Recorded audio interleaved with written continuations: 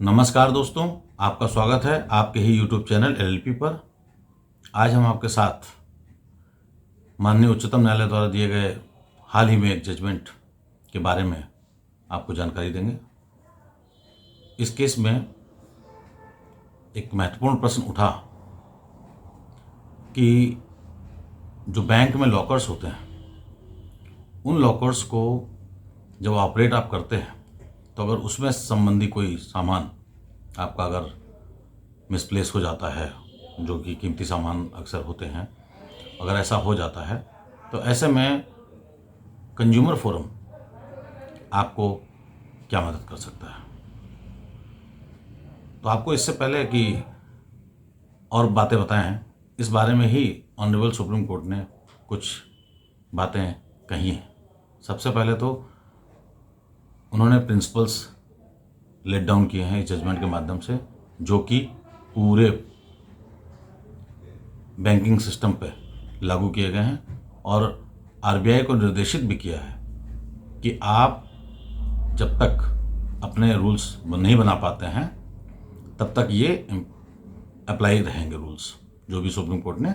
निर्धारित किए हैं। अब बात आती है कि इस केस का जिक्र आज मैं आपके सामने जो कर रहा हूँ, उसमें जो महत्वपूर्ण बात आई वो ये आई कि एक व्यक्ति ने 1950 में कोई लॉकर लिया यूनाइटेड बैंक से, कोलकाता में ब्रांच से, और हुआ ये कि 1950 से लगातार वो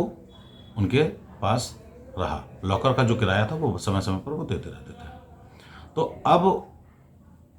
कुछ समय बाद, यानी करीबन 1974 के आसपास में क्या हुआ कि ये जो उनका बेटा, यानी कि जो कंप्लेनेंट था, उसकी मदर का वो लॉकर था, और उनका बेटा जो है वो उसमें जॉइंट होल्डर के तौर पे 1974 में ऐड हो गया था। यानी कि संयुक्त रूप से वो जॉइंट होल्डर एक तरीके से हो गया था। तो वो लॉकर को उसी तरह ऑपरेट कर सकता था जैसे उसकी मदर कर सकती थी। अब बात आती है कि उनकी माँ का देहांत होता है,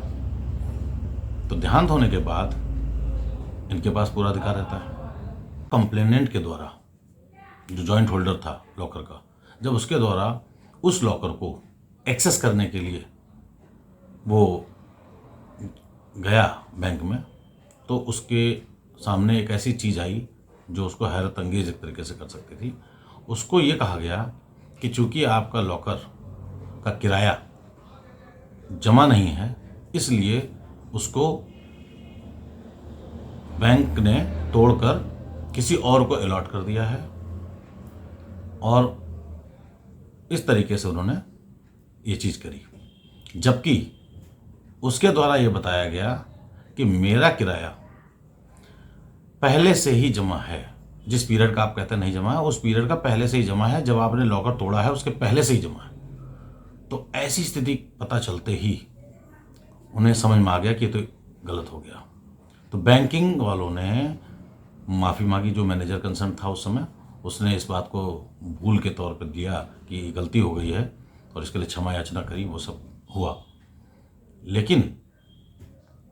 कुछ समय बाद जब उसने अपने लॉकर को खोलने के लिए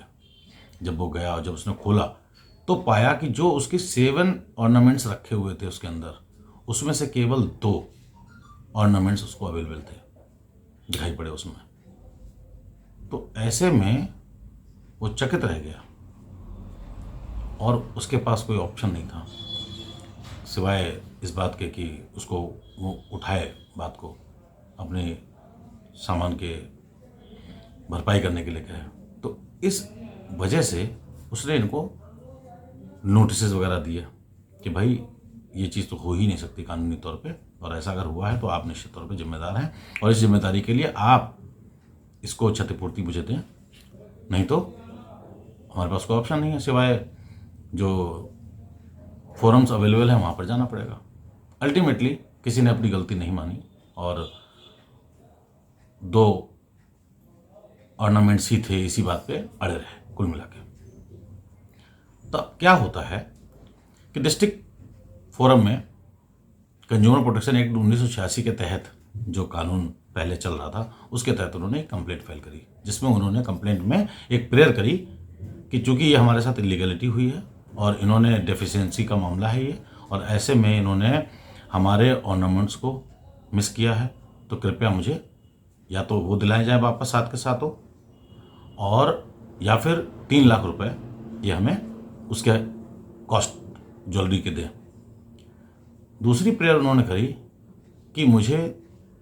कंपनसेट किया जाए, उसके लिए उन्होंने 50,000 रुपये की डिमांड रखी कोर्ट कंज्यूमर फोरम के सामने। अब हुआ ये कि जब कंज्यूमर फोरम के सामने ये चीज़ गई तो कंज्यूमर फोरम ने उस आधार पर, जो उन्होंने गलती मानी थी, उस आधार पे कंप्लेंट के फेवर में आदेश दे दिया और 50,000 रुपये की कॉस्ट उन्होंने डैमेज के रूप में कंपनसेट किया, और साथ ही साथ 3 लाख रुपए देने के लिए उन्होंने कहा रिस्पोंडेंट्स को, जो भी बैंक था। और इसके बाद बैंक स्टेट कमीशन में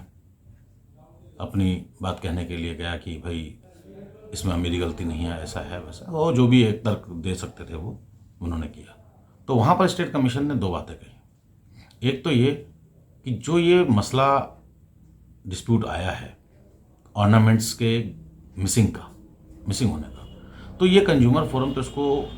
नहीं तय कर सकती है, समरी ट्रायल में तो तय नहीं हो सकता, तो इसके लिए तो आपको सिविल कोर्ट जाना चाहिए। दूसरा उसने ये कहा कि जो 50,000 की कॉस्ट कंपनसेशन के रूप में दी गई थी डिस्ट्रिक्ट फोरम के द्वारा, उसे उसने 30,000 रुपये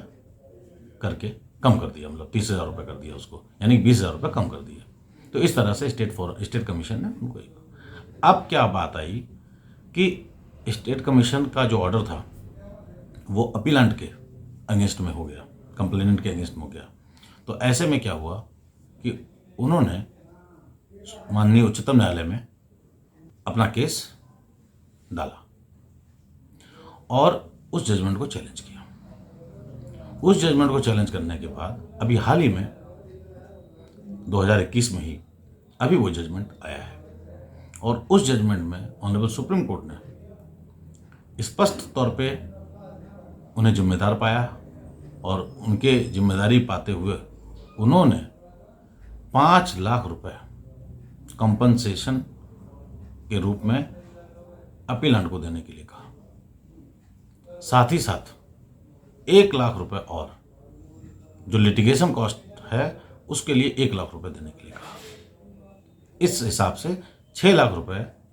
उन्होंने देने के लिए बैंक को कह दिया, जो अपीलेंट को देना है, यानी कि जिसने कंप्लेंट करी थी उसके पक्ष में ये निर्णय उन्होंने सुनाया और पिछले निर्णय को पलट दिया। अब बात आती है जो ऑर्नामेंट्स की बात कही गई थी कि उसके लिए सिविल कोर्ट जाना पड़ेगा, इस बात को सुप्रीम कोर्ट ने भी बड़ी ही तर्कसंगत माना, और इसके लिए उन्होंने कहा कि इस बात के लिए तो वहाँ जाना चाहिए, इसका कोई जरिया नहीं है। और साथ ही साथ इस घटना को मद्देनजर रखते हुए उन्होंने भविष्य की परिस्थिति को ठीक करने के लिए प्रिंसिपल्स निर्धारित किए लॉकर से संबंधित, क्योंकि सबका अपना अपना तरीका चल रहा है, हर बैंकिंग इंस्टीट्यूशन अपने हिसाब से चल रहा है लॉकर के संबंध में, तो ऐसे में यूनिफॉर्मिटी होनी जरूरी थी। चूँकि आरबीआई के द्वारा अभी तक कोई गाइडलाइंस जारी नहीं हुई हैं, कोई रूल्स नहीं बनाए गए हैं इस बारे में, तो ऐसी स्थिति में क्या किया गया है कि सुप्रीम कोर्ट ने कहा और उन्होंने एक प्रिंसिपल लेट डाउन करे, वो लगभग 15 प्रिंसिपल्स उन्होंने दे दिए कि इस तरीके से लॉकर संबंधित कार्य किए जाएंगे सबके द्वारा, और आरबीआई को निर्देशित कर दिया कि आप इसके लिए प्रॉपर नियम बनाएं, और जब तक आप वो नियम नहीं बना पाते हैं, उसको शायद समय सीमा के अंदर कहा है उन्होंने, शायद विदिन 6 मंथ्स बना लें, कुछ इस तरह की बात भी है, तो जब तक नहीं बनाते तब तक ये भारत के अंदर नियम लागू रहेंगे। ये प्रिंसिपल्स जो लेट डाउन किए हैं ऑनरेबल सुप्रीम कोर्ट ने, क्योंकि भारत का संविधान माननीय उच्चतम न्यायालय को अधिकार देता है कि उनकी कही हुई बात पूरे भारत में लागू रहेगी, तो ऐसे में इस प्रिंसिपल्स को कोई भी डेविएट नहीं कर सकता, कोई भी इसको दरकिनार नहीं कर सकता है जब तक कि वो रूल्स नहीं आते, और रूल्स में जाहिर सी बात इन प्रिंसिपल्स का ध्यान रखा जाएगा। तो इस तरह से आज मेरा ये जजमेंट शेयर करने का, इसके बारे में चर्चा करने का उद्देश्य ये है कि आप जानिए कि यदि आपके साथ कोई भी इस तरह की चीज़ होती है तो इसका मतलब यह है कि अगर आप उस चीज़ को उचित फोरम के माध्यम से